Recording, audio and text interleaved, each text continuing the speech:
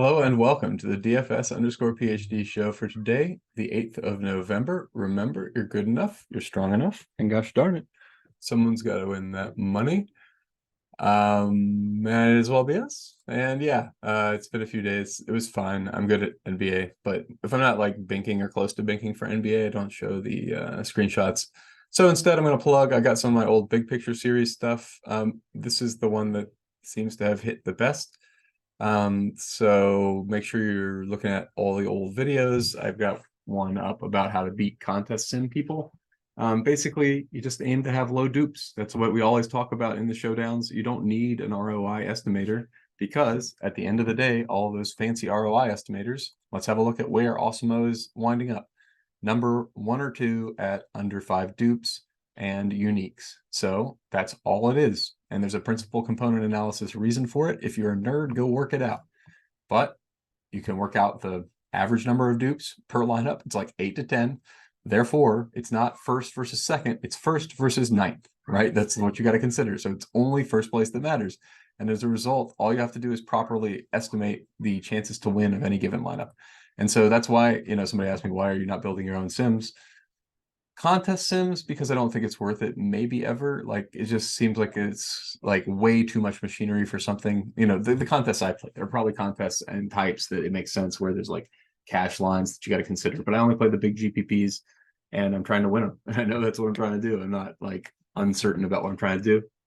Haywood, thank you. And that's why, like, when something doesn't work out, I don't care. Like on Monday, yeah, Semi Fajoko sucked me. I know it sucked. It's a lot of money to go right in the trash can when you see the rotations after the first quarter or first half. But if he's in there, we win all the money. Us only, like, and a lot of it, not like chopping a million ways. Well, he was also more owned than I wanted him to be. So not the exact specific example. But yeah, double check. I have some other good videos up there, but I just wanted to point out that you don't need contest sims. They're good. They are the best tool out there. But yeah, not necessary even for a lot of us really, really solid players. Okay, yeah, really solid players. I don't have a trouble with confidence. I pulled out the roto tracker. I'll just pull it up.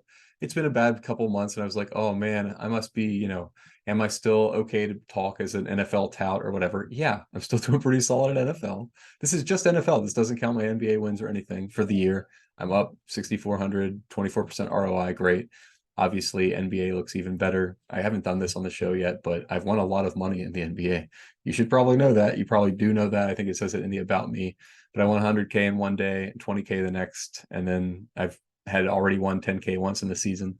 So yeah, it's been a bad couple months. Welcome to the ride for, October, November and stuff where I've lost like what? It didn't turn out to be even that much. It's like $200, $300 because of all the tickets and stuff that are in the background. But anyway, so this where I haven't won anything in a while feels so bad, man. Like I feel like it's a big loss.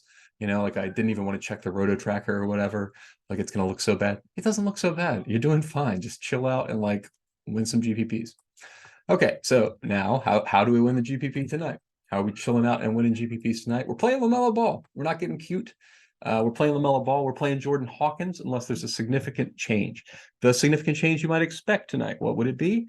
It would be Dyson Daniels starting over Jordan Hawkins. Don't really understand why Hawkins is starting over him, but as long as they're committed to that play, I mean, he paid it off. He had a great last game. Minnesota, not that good. But yeah, Sasser also. I'm not against Sasser. I'm definitely over the field on Sasser. He's a great play. Gafford's one where, like, yeah, I understand but I'm a little worried it's chasey. Like, I mean, Charlotte's bad, but Gafford is a walking foul trouble concern. And so if he's going to be 35%, I mean, right now I'm at 45%. I think this probably goes down if any other value opens up. I'm very concerned about Gafford foul trouble. Jay Crowder, another solid value on the slate. I think Killian Hayes is someone that I'm projecting a lot higher than an average site. I don't understand the projections for him and Alsar Thompson. I think let me scroll to the right. I think they just don't want to project Alsar for the number of steals and blocks he actually is expected to get. Yeah, look at this. Like, so this is 1.99 steals and blocks. And I mean, the dude is ridiculous. I get it. You don't want to project it. Well, I have too many different stats up. I'm going to just X them out instead of going to the Alsar screen. But Alsar is like, he's getting 4 stocks a game, man. And so this is only projecting 2 of those stocks. So I'm projecting him for the other 2 because he's getting them. And I mean, like, if you watch him play, he's not happening by accident. With a lot of players, you're thinking, oh, yeah, maybe he's getting to that many stocks a game with a random touch. No, this dude is all over the place. And it's really made me think, like, how were him and Amen like similarly projected in the draft? What was going on there? I mean, I know they look the same, like visually similar, but besides that, very little similarity in these guys' game. One of them is just a much, much better player than the other one.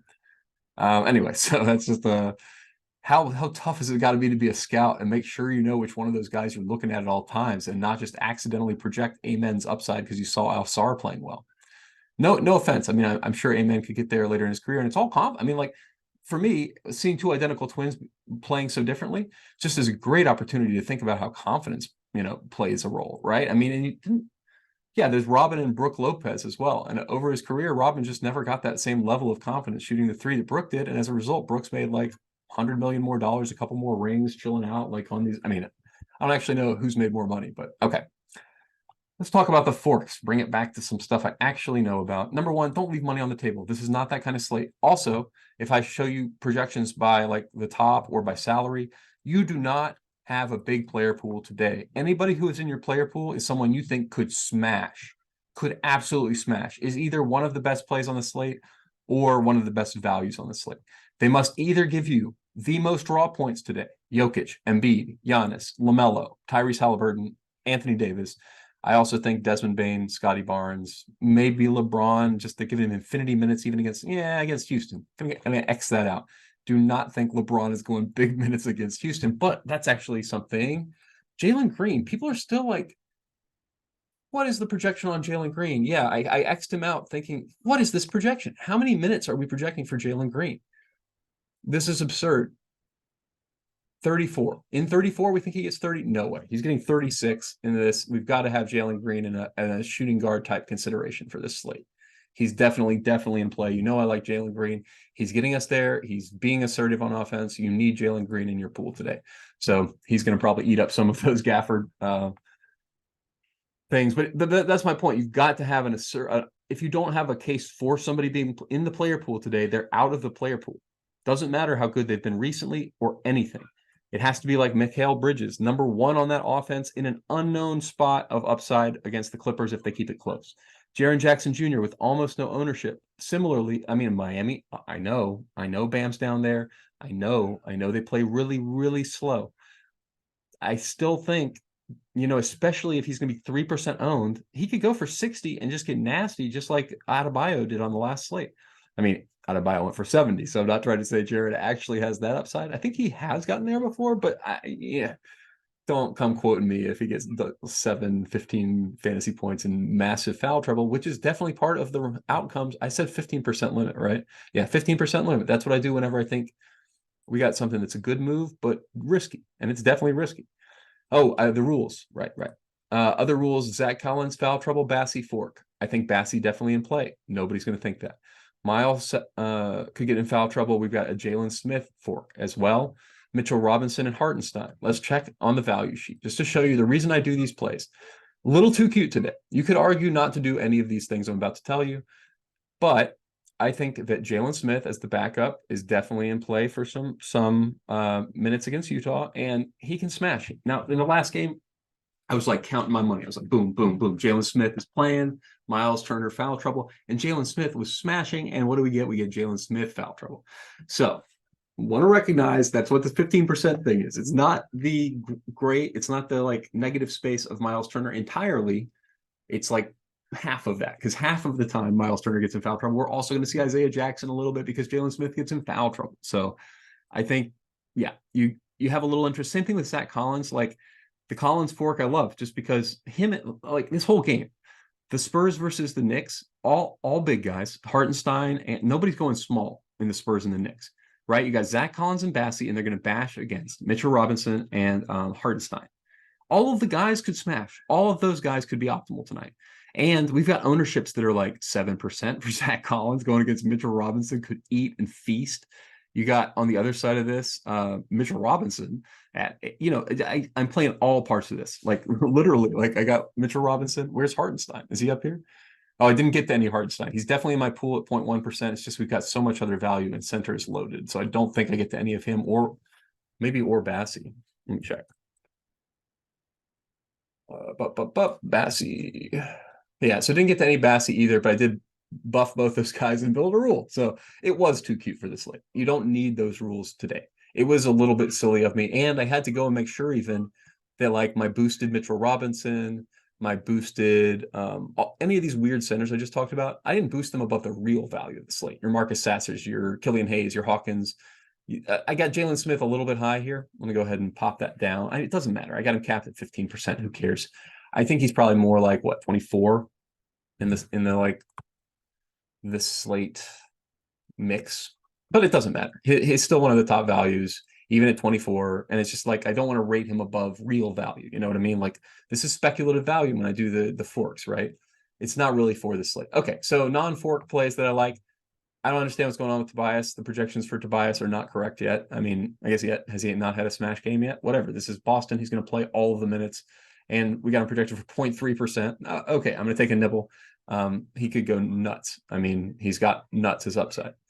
Where is Tyus is fine. I want Tyus in the pool for sure.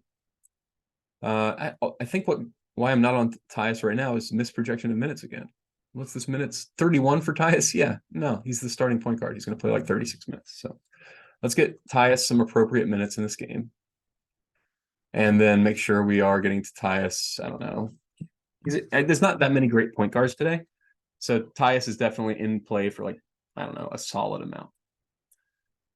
Colby Jones is one where like you got to decide. I don't know. I'm not confident enough in Sacramento's rotation. I don't have anybody. I think I just completely crossed off Sacramento. So that's why he's not in there. It's not like I specifically don't like him. Yeah, we won't be able to meet exposures now that I've said let's have 10% of a guy who's not in the pool. I'm going to rebuild later. You should rebuild later. If the lineups pop up to the side here, this is way too early to build your final lineups. We're going to get a ton of news. You know how many games there are today? 14 games, 28 teams, injury reports. That means we're going to get 28 teams that are going to have the possibility of late news, which is also the reason you need to be late swapping. If you're not considering a late swap at every single half hour from 4 until 7 tonight, you're not a serious player. You must consider how your lineups are going and what are the possible changes every single time you get a starting lineup. That's what today is about. That's what every day. I mean, and if you don't want to do that, get SaberSim. SaberSim has a great thing. You put in your contests, and then this button right here is late swap. And do that every 30 minutes. I'm not kidding. 4:15, 4:45, 5:15. Let them update based on the starters, all the stuff. Make sure you see the starters for the games come in. Sometimes we get a situation like the Memphis Grizzlies, Oklahoma City. We've got a couple teams that have been really cagey with starters in the regular season. Like we had the Tillman news like 3 minutes before lock the other day with Biombo and stuff, or after lock in some cases, and that will get them fines. Don't worry. Like it's not just us losing money; they lose money for that. They are incentivized properly. That's why all the other teams are doing it right. But yeah, so I think all these other plays are fine. I love the slate. I think we're going to see. Let's look at my top lineups just for estimate. 304. Yeah, you're going to need 300 to score to win today. You might need 4. Might need 400 to take down. I'll be honest. We got a lot of options, and depending on how the chalk, if Jokic and Embiid go for 80 or 100 or something, yeah, we're going to be up in the 400 zone easy for the winning lineups today. And it's going to be us, of course. Let me see. Are there any other misprojections or anything? Yeah, Jabari Smith Jr. just being underprojected. Don't understand where it's coming from. I guess Bane hasn't had an upside game yet. So I'm projecting both him and Jaren Jackson Jr. for higher today just because I mean, if that game stays close, those guys have massive, massive upside. So I don't care about the other games. Yes, I understand both of them have complete floors of like 25 today, but those lineups are dead anyway, man. I don't care about that. I care about these upside games where they keep it close. So I'm biasing my distribution towards that. Now what happens, by the way, when you do this my proj change in SaberSim is it just changes the sample of the distribution from games with the regular projection average to games with that average, which is awesome. So, I mean, obviously, I drew in my little hand motion here a normal distribution. That's not the case for any of these distributions. None of the distributions are normal. All of these distributions, especially for big guys, right? Foul trouble bump, no foul trouble bump, right? So that's what we're trying to capture when we slightly tweak the average is we're trying to say, take mostly the no foul trouble bump and we'll handle the rest with the rules. Okay. Don't chase the Strother game. I mean, like, yes, he did great. No, I don't project him for a ton of minutes tonight against Golden State. If he gets them and he smashes again, awesome. Best story in a while. That was really fun to see him hit shots the other night in a competitive game. But like, I nuts that 10% of you are getting there. Nuts. Worst play of the slate for me. I mean, No, no qualification. That's definitely the worst play of the slate for me. 10% Nas Reed is also pretty bad. 10% Kobe Jones, also pretty bad. We've got some really high owned speculative value here. I think we've got a lot lower owned, better value to go to. Get into some THT. People have forgotten the dude can take over a game and just shoot every single shot, especially if it turns out to be a gross game. But yeah, I don't want that much THD. I'm matching the field. It's not like a big stand. Yeah, think I've said everything else I've changed. Everybody I do a fork on, I up them to their no foul trouble thing. That's why I do the fork, is to fork out the other case. And so in the case where we hit the lower bound, we're not taking that guy, we're taking the other guy, right? That's our plan. Hartenstein or whatever is in consideration for some lineups. Okay, we're talking circles. So let me just say, pay attention to late news.